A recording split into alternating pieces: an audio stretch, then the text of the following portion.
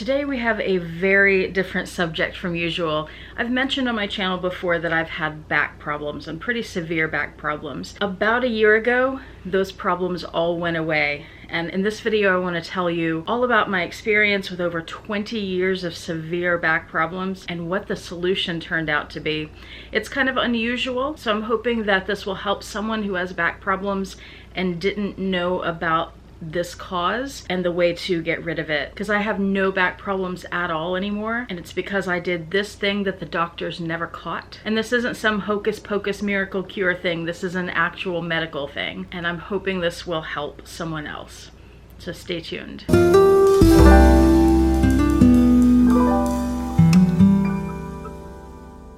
Hi YouTube, Autumn Beckman here. Welcome to my channel, or welcome back to my channel. My channel is all about luxury living on a budget, usually. From high-end luxury handbags and small goods to the everyday luxuries of life. If that sounds interesting to you, please make sure you subscribe, click the bell notification icon to be notified when I post new videos, and be sure to like the videos that you enjoy. And one of the perks of subscribing to my channel is you get to see my community posts on your YouTube homepage, where I post deals, discount codes, sales, and rare finds related to these beautiful things we love. If you're new to my channel, you will see some handbags behind me. That's what my channel is usually about, but this video is very different. It's completely unrelated to the luxury handbags that I usually talk about. I've wanted to do this video for so long, for over a year, but I also wanted to give my body time to heal from this whole thing and make sure my back problems are really gone, and they sure seem to be. Now I'm ready to share this story with you. First, I want to explain the back problems, how they progressed, what I was dealing with, and what kind of impact it had on my life. I've told you guys before that I've had severe back problems for a long time, but I've never gone into details about how bad it really was. I'll tell you about the different steps that I took medically to try to figure out what this was and how to fix it, what helped, what didn't, and then I'll tell you ultimately what I found was the cause of it all and how I got that taken care of. I had back problems for over 20 years. I can remember being in my early to mid 20s, and I grew up poor. I've told that story on this channel a few times. There was a point at which I was living at home, going to college locally, and I was sleeping on the couch because I didn't have a bed. And that's the first time I remember having back problems. And then there was another point around that same time where I had a futon that served as a bed, but I often slept in it not flat, but where it's sitting up, and I was sleeping at an angle. So when the back problems started around then, I attributed it to that. And that certainly could have had something to do with it, but ultimately was not the cause of the very severe back problems. As time progressed, my back hurt here and there, and it was kind of a normal thing. It felt muscular at that point. But in 2008, everything changed. I was walking down the stairs at my mom's house one day, and this was years later. I was in grad school at this point. I was walking down the stairs. My back had hurt some, but all of a sudden, I have what I came to call my back seizing up. I want to use that word seize loosely because it wasn't a seizure like you think of when you think of somebody having a seizure. And I'll try to describe this. And this is what I dealt with from 2008 up until last year. It's difficult to describe, especially if you've not felt it before. I always described it to people as it feeling like somebody had their hands clenched around my lower back, around my spine, and they were just squeezing really hard, like harder than a human could squeeze, like a vice. It just felt like this really intense pressure wrapped around my spine. And it wasn't just localized there. There were also waves of heat and waves of pain that started in my lower back and went through pretty much my entire body. When this would happen, it would last for a few seconds, but it was so excruciating, it was unbearable. It really was. I've tried in the past to relay to people how very painful this was. On the pain scale, 1 to 10, 10 being the worst, it was a 10. I've told people the only pain I can imagine that was worse than this was having a limb chopped off without anesthesia. And I don't say that to be dramatic. I don't say that to exaggerate. I say it to describe how painful it really was. So these episodes would happen, and I'd have these waves of heat and pain and this centralized, just excruciating pain. And it would happen for a few seconds, and then I'd have some relief for a little bit, and then it would happen again. It was usually, but not always, triggered by movement. Now, in this particular episode, the first time it happened, I kind of collapsed on the stairs and sat there for a while. My mom was home, thank goodness, and she was there telling me to breathe, because everything hurt so bad it was hard to remember to breathe, and it hurt to breathe.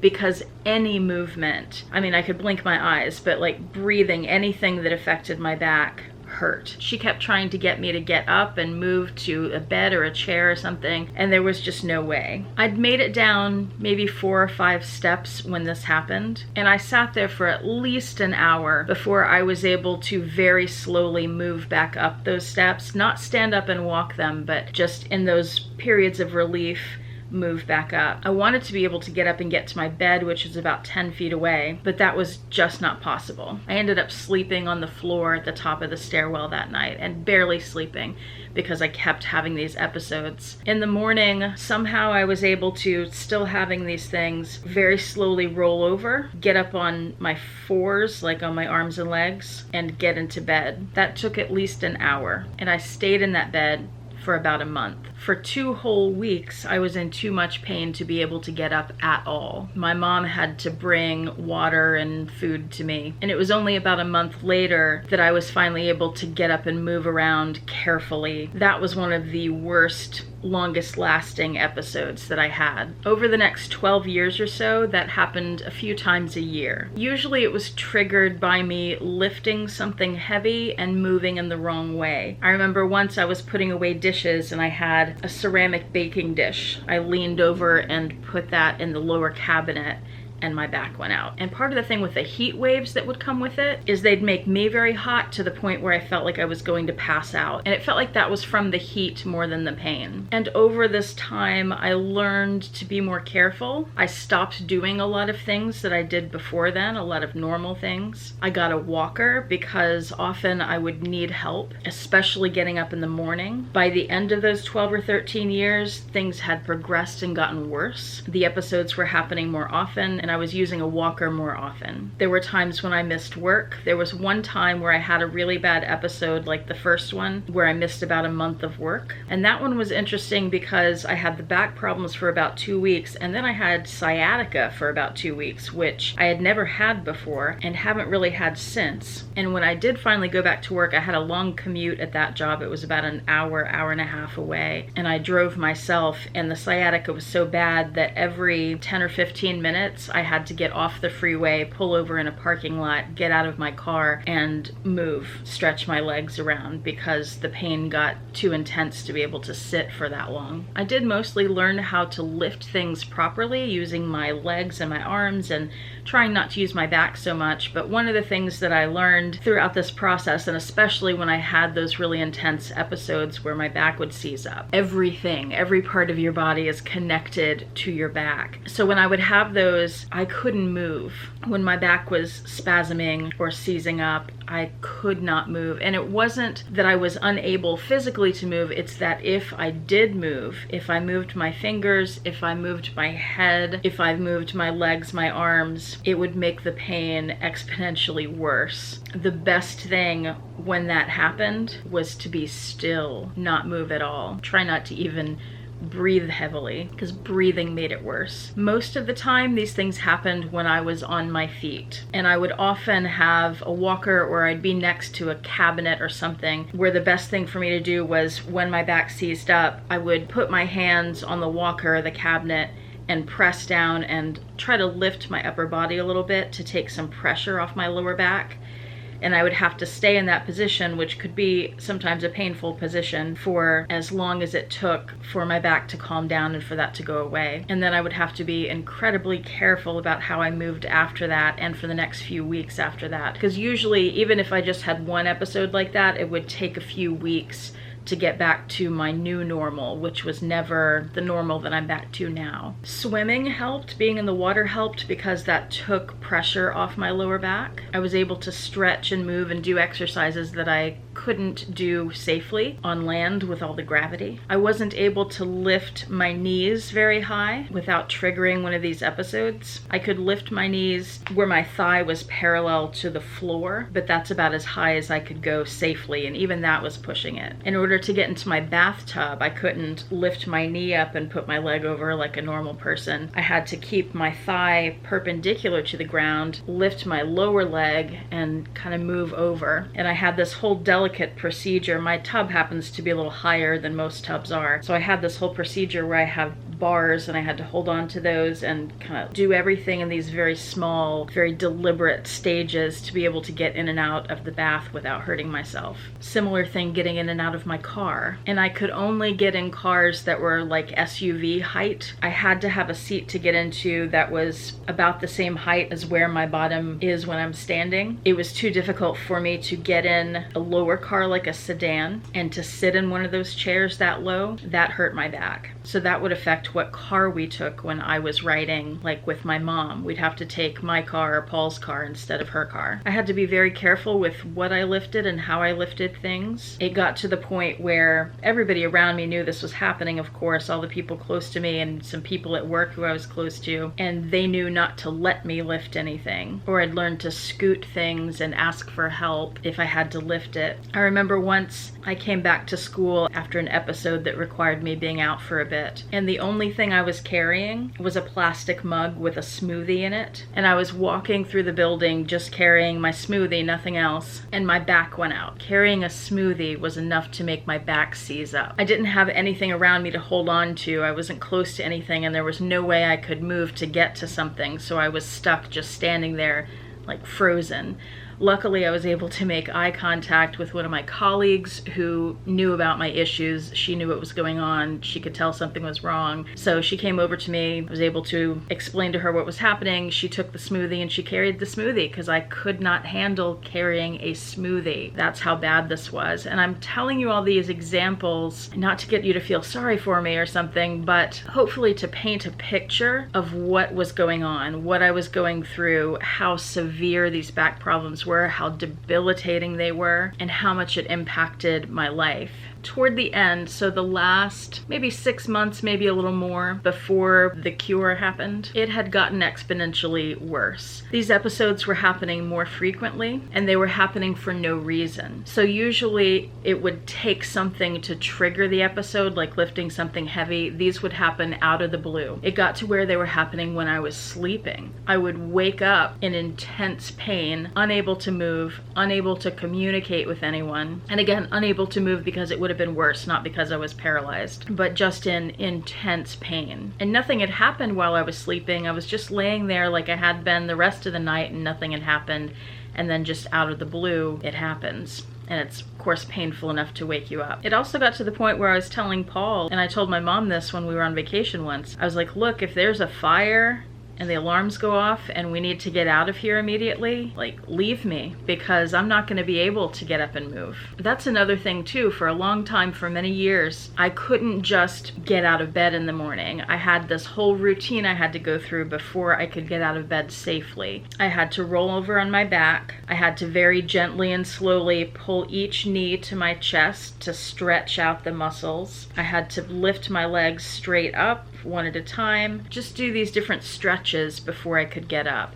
And even then, when I'd get up, by the end, the last few years, I usually had the walker there to help me get to the bathroom in the morning. And once I took my shower and everything, I was stretched out enough that I could usually move without the walker. But this was a daily occurrence for years. Not every day of the year, but there would be weeks and months at a time where that would be my normal. Now, how did I try to get this treated? Because obviously, this kind of pain that lasts this long, you're gonna go see a doctor, right? I went to doctors many times about this, and no one was ever able to tell me what was wrong. What I heard over and over again was lose weight, exercise more. They kept saying this was a muscular issue. I always felt like it wasn't, because yes, there was some muscular stuff involved, but it always felt like a spinal thing to me. Remember how I described this as a vice around my spine? I had x-rays done. That didn't show any abnormalities. A handful of times I had steroid shots when I was able to make it